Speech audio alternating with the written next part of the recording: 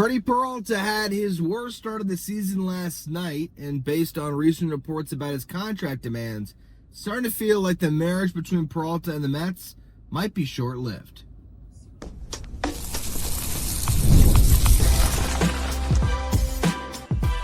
You are Locked On Mets, your daily New York Mets podcast. Part of the Locked On Podcast Network, your team every day.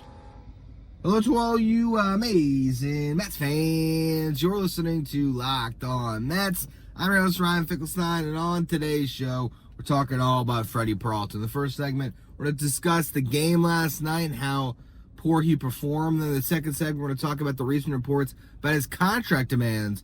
And if he wants an 8-year deal, are the New York Mets more likely to trade him than keep him or even extend him beyond this trade deadline? Then also in the final segment, we'll go through some injury updates. Good news on Francisco Lindor, a setback for Jorge Polanco and Kodai Senga. But let's just start off talking about this game. It was his worst start of the season.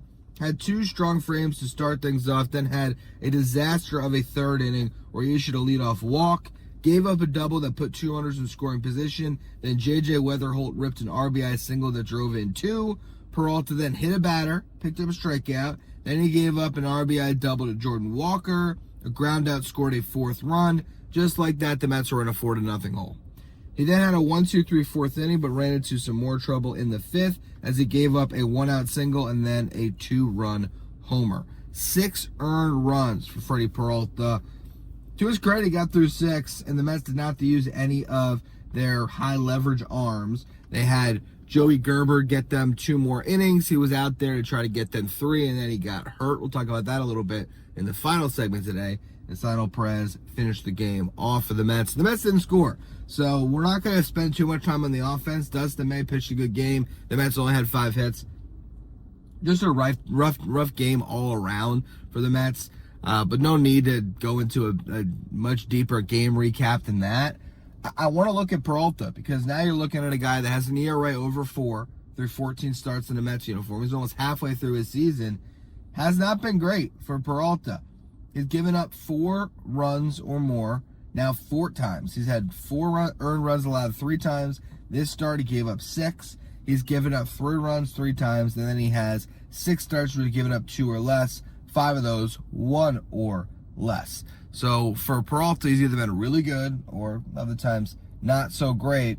9 of his 14 starts, 3 earned runs or less, going at least 5. So what I would say about that, if you look at 3 earned runs in 5 innings pitched as giving your team a chance to win, which typically I'd say, hey, get a quality start and we can really give you that. You know, if you go 6 innings and you give up 3 runs, it's a quality start. You gave your team a chance to win, but we're now going to just kind of bend that a little bit for Peralta, who is known to go 5 and dive, and say, all right, if you want to give him the most credit possible and say that if Peralta goes 5 innings, gives up 3, gave you a chance to win, then you could say he has given the Mets a chance to win in 9 of 14 games.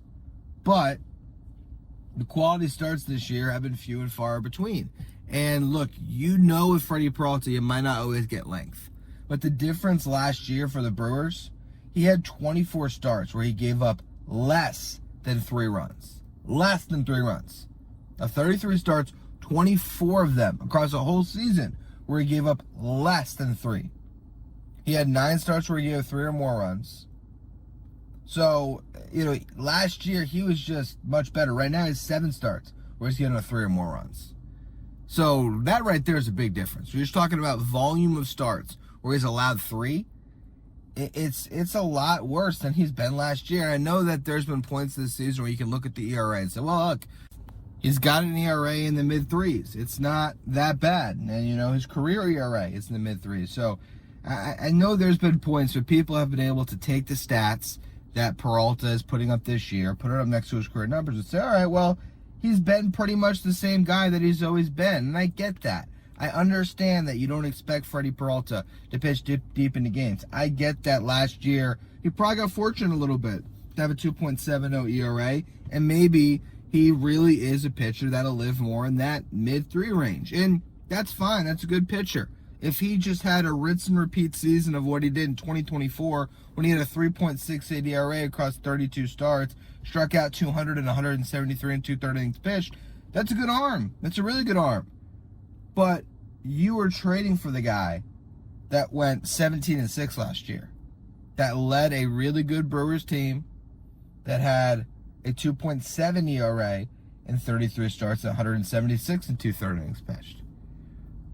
At the end of the day, I think the problem with Freddy Peralta, right now at least, is it's just a little bit too inconsistent for the stature that he has, for the way he was talked about when the Mets traded for him.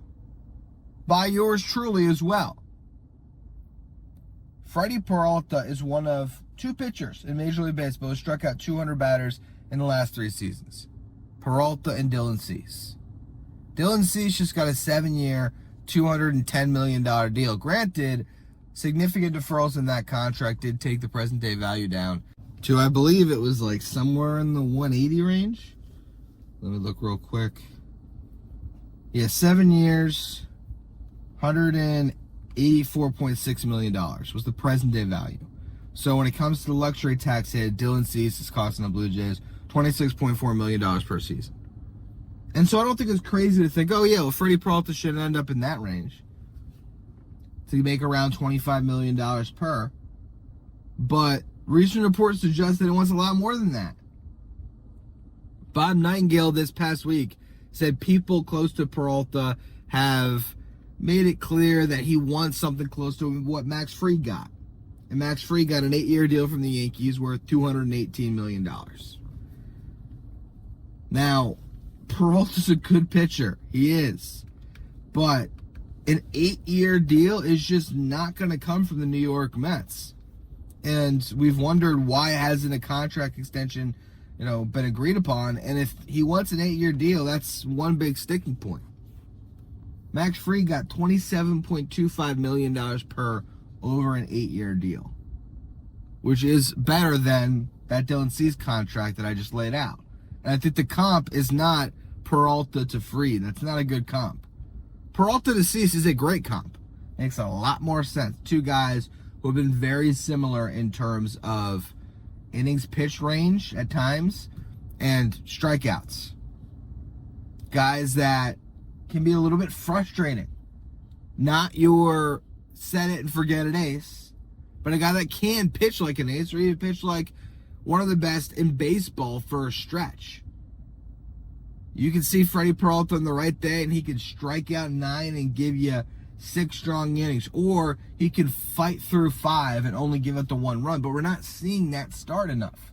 We're not seeing this start where Peralta guts his way through 5 1/3 and gives up just 1.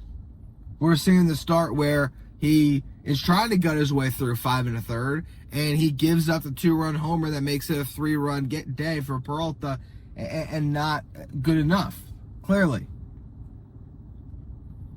Freddy Peralta is not the reason the New York Mets are in the position that they're in right now. If you look at all of their starting pitchers this year, Peralta has stayed healthy, and you could even say he's been a little more consistent than Nolan McLean potentially. But the difference is McLean had 2 pretty awful starts, and he's a rookie. He's also had more brilliant starts mixed in than Peralta has. Christian Scott has been one of the more consistent Mets arms, but he hasn't gone deep into games. So there's this constant issue the Mets are having with their rotation, where, for one, you don't even know what the back end of the rotation looks like. And we'll be talking about that in the final segment, as Austin Warren is apparently starting a bullpen game today. But the 3 guys that you have right now that you supposedly can trust are just not quite trustworthy enough when Peralta is not delivering as your ace. And then you bring in the contract stuff. And that's what I want to talk about next. Can Freddy Peralta really demand an 8-year deal? And if that's where he has set the bar for himself, is there any world where this doesn't end with Freddy Peralta getting traded at the deadline? Hey, it's Mike and John from Locked On Angels. We wanted to talk to you about something that's important, and that's your family. I've been married a few years now, and my wife and I have a 1-year-old, and we're always thinking about his future. Who's he going to become? How can we help? And what ways can we make sure his future is secure? Yeah, I'm in a different season. I'm married. I have 3 young adult kids. And lately, I've been thinking a lot about how to make sure my family's taken care of in the long term. This is why life insurance matters, not because it solves everything, but because it helps provide financial security for the people you love the most. And that's where Ethos comes in. Ethos makes getting life insurance fast and easy, 100% online. You can get a quote in seconds, apply in minutes, and even get same-day coverage. And there's no medical exam. You just answer a few simple health questions online, and you can get up to $3 million in coverage. Some policies are as low as $30 a month. So take 10 minutes to get covered today with life insurance through Ethos. Get your free quote at ethos.com/lockedonmlb. That's ethos.com/lockedonmlb. Get up to $3 million in coverage in as little as 10 minutes at ethos.com/lockedonmlb. Application times may vary. Rates may vary.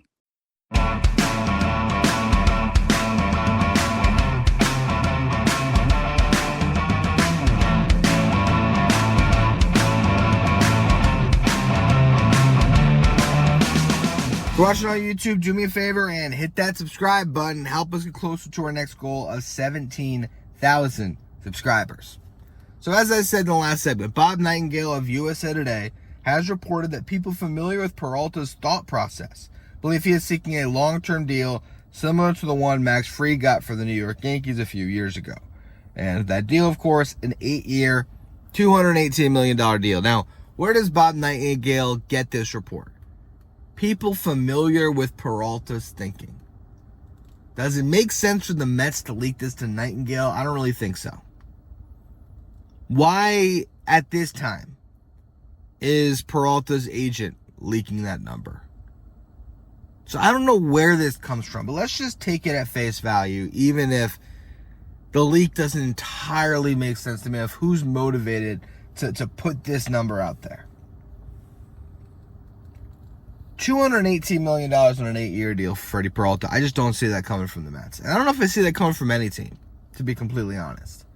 The 8-year deal part, I just don't know if he's going to get that length. Yes, Peralta has been healthy. He has been a consistent source of 200 strikeouts. He's a solid arm. But he's 30 years old, just turned 30. Is he going to get an 8-year deal? I don't think so, but if you're the Mets and you've been negotiating, or you did negotiate throughout spring training and couldn't come to terms on an extension, and now you're looking at this current team, I really do think that the Mets, even if they were close at the deadline, they might have to pull the Josh Hader trade 2.0. And for those of you who don't know, David Stearns, when he was the executive over in Milwaukee, I believe it was the 2022 deadline? Is it 2022 or 2021? Regardless, the Brewers were in the mix. They might have been in first place at the time. And they traded Josh Hader with a year and a half of control, I believe it was. And the reason why they traded Josh Hader is they knew they weren't going to be able to keep him. So they traded Hader, and they get Estuary Ruiz, and Ruiz ends up in a long, winding road turning into the Brewers getting William Contreras. So ultimately, for the long-term benefit of the Brewers franchise, it was a great trade, but for that season, it torpedoed them. They thought that they could get Taylor Rogers back in the deal. He was the closer in San Diego, and so the thought was, oh, he's saving some games over there. Yes, ERA is over 4, but he'll come here, we'll keep it trucking, and it'll be just fine. And it wasn't. They missed the playoffs. The Mets, though, if they were sitting, let's call it 5 games back, close enough to not necessarily give up on the season, but not quite in the hunt, in the thick of things, I think you have to trade Freddy Peralta. And even if you are closer, I think you have to think about trading Freddy Peralta. Unless you are a game or two out and you're right in the driver's seat, letting this thing play out and tendering Freddy Peralta a qualifying offer, it's not going to give you the value that you gave up or anything close to it. You're a repeat luxury tax offender team, which essentially means you don't get a great draft pick. A team might give up a great draft pick to sign Freddy Peralta, but you don't just get that pick. You get the pick, I think it was after the 4th round or something. It's not anywhere near as valuable as what you could extract at the deadline for Freddy Peralta. even if Peralta was this guy from here until the deadline, didn't even have a better run in him, he was just a little bit inconsistent, ERA in the low fours. At the trade deadline, Freddy Peralta, with his current contract, would still probably be the most valuable arm moved. And we'll see who else gets traded. Obviously, Tarik Skubal getting traded is a very, very intriguing possibility and very exciting to think about. But he is making so much money that the list of teams that would trade for Tarik Skubal, it's pretty small. It's basically reserved to the Dodgers, maybe the Yankees, teams that have the ability to take on payroll, or teams that are so out in front, like maybe a Braves team is willing to spend that money because they had the best record in baseball at the time and they want to just put themselves over the top. Maybe. But that's a very tough trade to execute. Freddy Peralta could be much more highly sought after because it doesn't cost that much in terms of dollars. Freddy Peralta makes $8 million this season. When you get to the point where there's a third of the season left, you're looking at what? $2 million in change that is owed to Freddy Peralta, and the Mets would gladly eat that if you're a really cash-strapped team.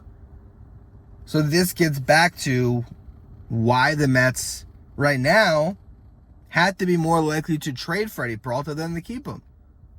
Because you're not going to get much back if you extend him the qualifying offer. The only thing that benefits you by doing that and keeping him is you have a better chance to sign him. So if you really love Freddy Peralta, you really want to keep him around, yeah, sure. You hold on to him this season, you try to make a run, doesn't work out, you tag him with the QO, and you negotiate a new contract. But the Mets want to be in the Tarik Skubal business this offseason. If they want to dive headfirst into that market, you can't do both things and think that you're going to get your plan B. We just saw that play out with Pete Alonso. I don't know how much the Mets were motivated to sign him anyway. Or even, how about Edwin Diaz? When you are not fully pursuing the player and you cut your eyes in other places, you can't expect that player just wait around for you, is the bottom line. That's what I'm getting at.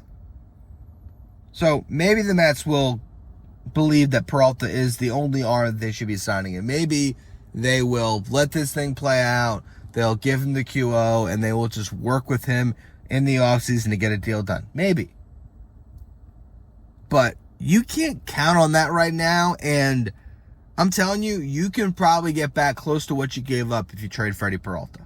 Because you have to remember, Tobias Myers was in that deal. And I look at Tobias Myers and Brandon Sproat right now. And Sproat's got an ERA over 6. Tobias Myers has been very good. I do wonder, over the next 5 seasons or 4 years after this, how much more valuable will Brandon Sproat be than Tobias Myers? It's got a much higher ceiling, but the floor right now is, I think, squarely in Myers' court. And so even if you say that Tobias Myers is 70% as valuable, 75% as valuable as Brandon Sproat, can you get back a return that is better than 25% of the difference between Sproat and Tobias Myers? And Jet Williams. And Jet Williams isn't having a great year. So if you get a top 100 prospect that is better than Jet Williams, and you have Tobias Myers, it's almost a net win for the Mets. Because if whatever that top 100 prospect is pans out as a better big leaguer than Jet Williams, and you have Tobias Myers, unless Brandon Sproat ends up being the best version of himself in the big leagues, and is a guy that can be a frontline arm, you won the trade. And it had nothing to do with Freddy Peralta. It just had to do with the fact that you maybe traded the right guys to get him. You got Tobias Myers back in the deal. And you were able to leverage that trade asset and do more with it at the deadline. So that's where the Mets are at with Freddy Peralta. You hope this team can start winning. You hope that they're in the race. And we're not even talking about this because we all want to watch a good baseball team compete this year. But Freddy Peralta has not helped this team as much as he was supposed to. He has not been the ace that warrants the 8-year, $200+ million contract. And I hope, for his sake and the Mets' sake, he starts to pitch like that guy. I want Freddy Peralta to reel off 4 starts in a row where he doesn't give up more than a run. I want to see that over the next month here. Or up until the deadline if he gets 8 more turns in the rotation until the trade deadline. In 7 of those starts, he gives up 1 run or less. All right, well, now Freddy Peralta looks like an ace. Now he looks like a guy that can get that contract. And hopefully that has helped propel the Mets to be in the race. But right now, they continue to disappoint. Every time that you're a little bit more optimistic, oh, okay, great win against the Padres on Sunday, they take 1 step forward, 2 steps back. And that's what Tuesday night felt like. Now the question is, can they bounce back and get into this series and win it? We're going to talk about that in the injury updates we got here to close out the show in just a minute. Today's episode is brought to you by Game Time. There's nothing like watching a Mets game. Even better when you get to watch it live. The excitement to fans. My problem is sometimes getting to the ballpark can feel like a grind between the long queues, surprise fees, price of the jump out checkout, but those things are not an issue if you're using the Game Time app, which is bringing fans the advantage with constant innovation. It's how you can unlock amazing tickets and experiences in just a few taps, and it's simple to use. With the Game Time guarantee, you're always going to get 100% authentic tickets delivered on time and at the best price. And the best part, fees are included in the price you see. So what you see is what you pay, period. The seat views feature is great because you can view your seat before you buy, so you know exactly what to expect when you arrive. And again, you can buy tickets so easy. 2 taps, you're all done. No stress, no hidden fees, just great seats in minutes. Take the guesswork out of buying MLB tickets with Game Time. Download the Game Time app, create an account, use the code Locked On. You're going to get $20 off your first purchase. Terms apply. Again, create an account, redeem the code Locked On. That's LOCKEDON, Locked On, for $20 off. Download the Game Time app today. Today's episode is also brought to you by 5 Hour Energy. If you got a sweet tooth like I do, you know how tough it is to find that perfect treat without all the sugar, but that is why the Cotton Candy 5 Hour Energy Shot is there to bring you that nostalgic flavor back in a brand new way. This is that classic cotton candy taste that you remember with a tasty caffeine boost and 0 sugar. It's quick, it's easy, it's the best way to satisfy that sweet craving while keeping things simple and on the go. I've always loved cotton candy, but I can't be eating sweets all day. This is that perfect alternative. It's a flavor that really does give you that throwback fruity vanilla vibe. It's also surprisingly smooth. I've been on a road trip now, and when I'm getting a little bit tired on the road, a 5 Hour Energy Shot is exactly what I need. It's just so convenient, and it gives me that little bit of sweetness as well. Bring on the sweetness with the Cotton Candy 5 Hour Energy Shots, available now online at 5hourenergy.com or on Amazon.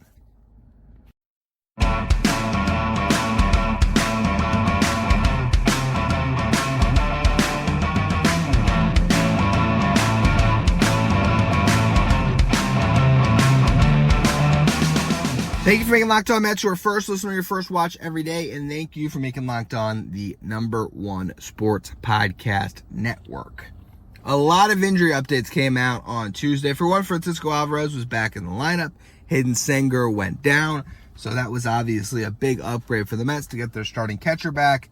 He'll split some time with Luis Torrens. I wouldn't be surprised if we saw a little bit of DH Alvarez with Torrens behind the dish, just considering the state of the Mets right now with their DH spot, the inconsistencies of MJ Melendez and Mark Vientos. I bet we will see both Torrens and Alvarez sharing a lineup again at some point. So that's the best news. You also have Francisco Lindor, who's doing full baseball activities while the Mets are on this homestand. Really good sign. I don't know if Lindor will play in a rehab game. A lot of time with these top level players, these superstars, they don't always get into rehab games. They kind of just throw them into the fire.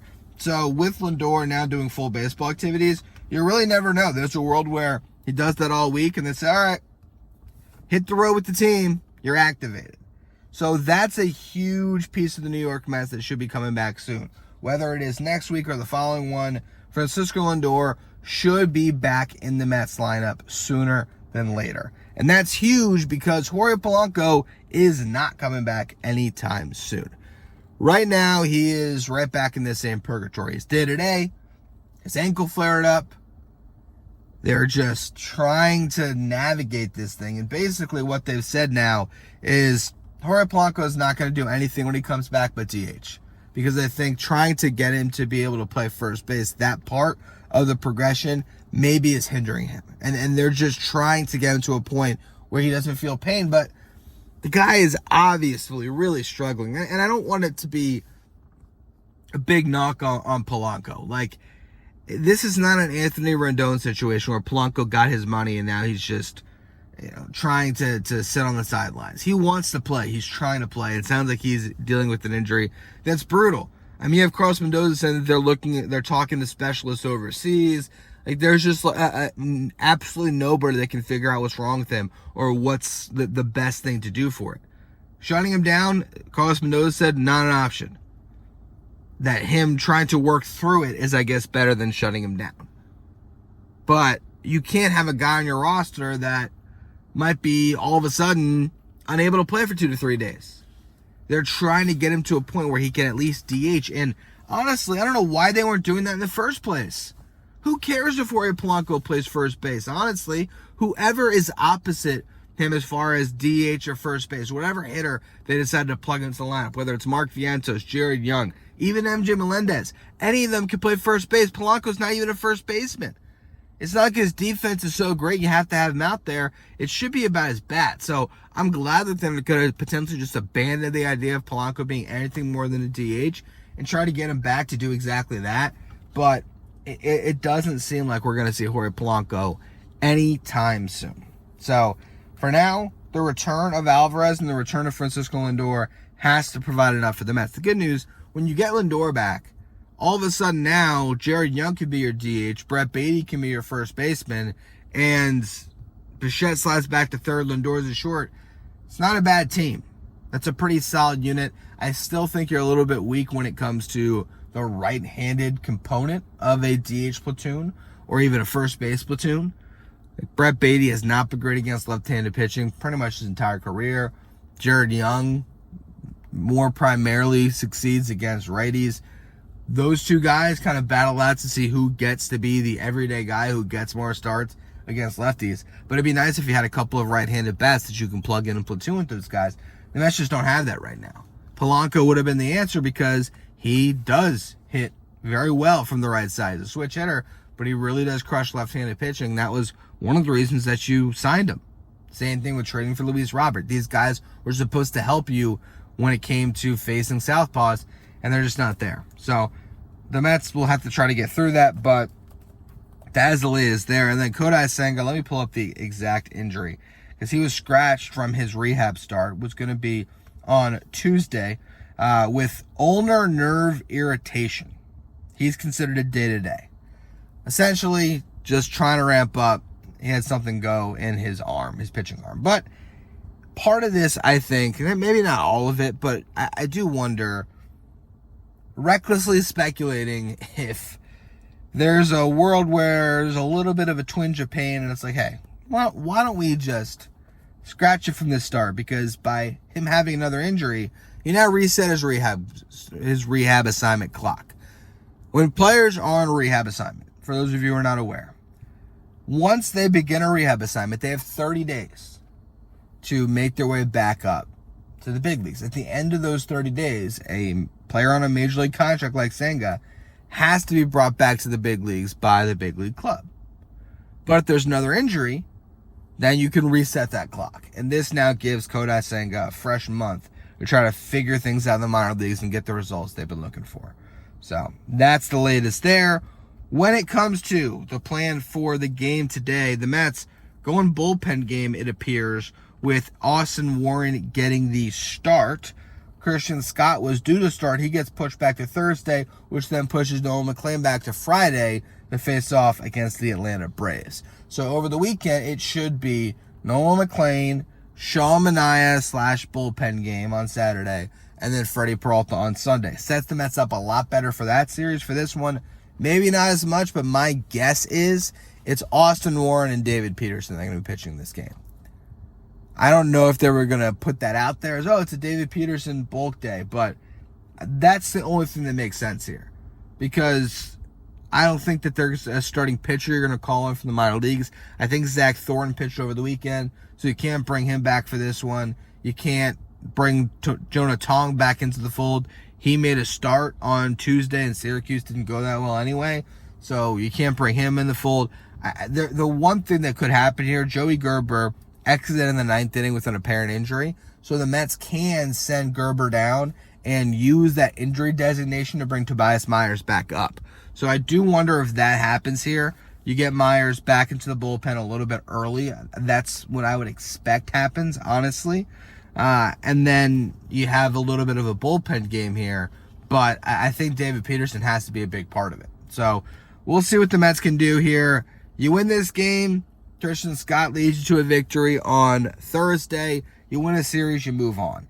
But to lose the first game of this series in a very pivotal homestand, 7-0, it just does not make you feel very confident about this team moving forward. At the end of the day, they have to be better because the competition that they're seeing is better. The Cardinals are a pretty good baseball team, and the Braves are the best team in the National League right now. So this is not an easy homestand, and you just are at a point where 3-3 weeks aren't really good enough. You go 3-3 this week, you're right back where you started, and you're no closer to getting out from under this hole and being at least a 500 baseball team. We've been talking about that for a while now. Just get back to 500. They're not making enough progress to get to that goal. Win the next 2 games, find a way to beat the Braves, who've been the best team in baseball this season. And all right, we're talking a lot better about the Mets, but it feels like we could be in for a very frustrating week. And that just compounds itself with the season the Mets have already had. But that's going to be all for this edition of Locked On Mets. I appreciate all of you for tuning in. Make sure you follow, rate, and review wherever you get your podcast. Subscribe for watching on YouTube. Thank you for making Locked On Mets your first listen, your first watch every day. And thank you for making Locked On the #1 sports podcast network.